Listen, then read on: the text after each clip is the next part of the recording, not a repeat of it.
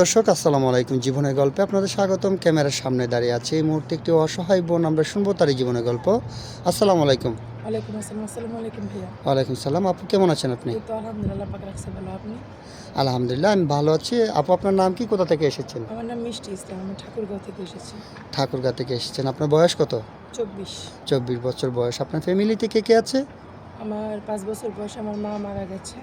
তো আমার সৎ মা, সৎ 2 ভাই আর আমার আব্বু প্যারালাইজ। ও আচ্ছা, ঠিক আছে আপু, বুঝতে পেরেছি, সমস্যা নাই।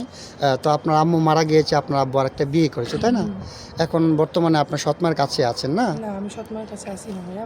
বর্তমানে আমি আমার বান্ধবীর বাসায় আছি। বর্তমানে আপনি আপনার বান্ধবীর বাসায় আছেন কেন? আপনার মায়ের বাসায় থাকেন না, বাবার বাসায়? আমি ছোটোবেলা মাদ্রাসা থেকে লেখাপড়া করেছি। তারপর যে আব্বু প্যারালাইজ হয়ে বিছানায় পড়ে গেছে, তারপর আমার উপর নানান টর্চার শুরু হয়েছে। তারপর বাসা থেকে আমাকে বের করে দিয়েছে রাত 3টা বাজে। ও আচ্ছা আচ্ছা, আপনার সৎমা আপনাকে বাসা থেকে বের করে দিয়েছে রাত 3টা বাজে। ঠিক আছে, বুঝতে পেরেছি। যেহেতু নিজের মা নেই, আর আপনার বাবা তখন কিছু বলেনি? একটা কথা আছে না ভাইয়া, যদি মা মরে যায় বাপ তালই হয়। এটা শাস্ত্রের কথা না, এটা সত্যি সত্যিই হয়। ও আচ্ছা আচ্ছা, বুঝতে পেরেছি। আপনার সৎমা অনেক সুন্দরী মনে হয়, কারণ যেহেতু আপনার বাবা ওনার কথা শুনেই চলে। তারপরে প্রত্যেকটা বাবারই উচিত যে নিজের সন্তানকে কেয়ার করা। সৎমায়ের প্রতি আসক্ত হয়ে আপনাকে কষ্ট দিয়েছে, এটা উনি ঠিক করে নাই। আচ্ছা যাক, সেটা ওনার ব্যক্তিগত ব্যাপার, ওইটা নিয়ে আমি কথা বলতে চাচ্ছি না। তো আপু, এখন আপনি আমাদের ক্যামেরার সামনে কী জন্য আসছেন সেটা একটু বলবেন। ভাইয়া, আমি আপনাদের ক্যামেরার সামনে আসছি এই জন্য, আজকে যদি আমি নিজে নিজে বিয়ে করি তো সে ছেলে যে আমাকে 2 দিন পরে ছেড়ে চলে যাবে না তার কোনো গ্যারান্টি নেই। আর সে যদি ছেড়ে চলে যায়, আমার গার্জিয়ান বলতে কেউ নেই। এখন আপনাদের মাধ্যমে যদি আমি একটা বিয়ে করি তো আমার গার্জিয়ান বলতে আপনারা আছেন, কোনো অসুবিধা হলে আপনারা দেখতে পারবেন, এর জন্য এখানে আসা। ও আচ্ছা আচ্ছা, ঠিক আছে আপু, যেহেতু আপনার গার্জিয়ান বলতে পৃথিবীতে কেউ নেই, আপনি চাচ্ছেন যে আপনার গার্জিয়ান হিসাবে, আমরা ভাই হিসাবে যেটাই বলেন না কেন আপনি, আপনাকে একটা দায়িত্ব দেখে আমরা বিয়ে শাদী দেবো। আচ্ছা ঠিক আছে, যিনি আপনাকে বিয়ে করবেন ওনার বয়স কেমন হতে হবে?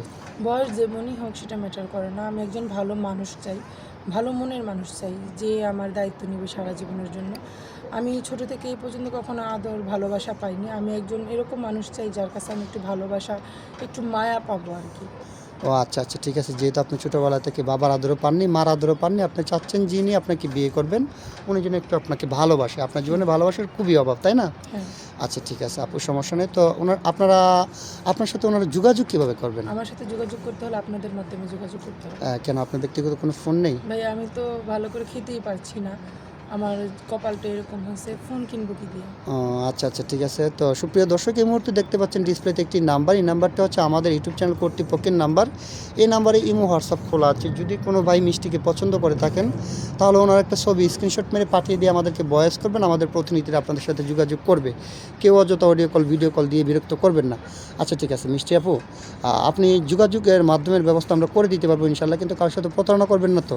ভাইয়া, আমি ছোটো থেকে অনেক কষ্ট করে বড় হয়েছি, তো কাউকে কষ্ট দিলে তারও এরকমই কষ্ট লাগবে আমার যেমন হয়েছে। আমি কখনো প্রতারণা করবো না। যে আমাকে ভালোবেসে মেনে নেবে তাকে আমি সারা জীবন আগলে ধরে বেঁচে থাকবো।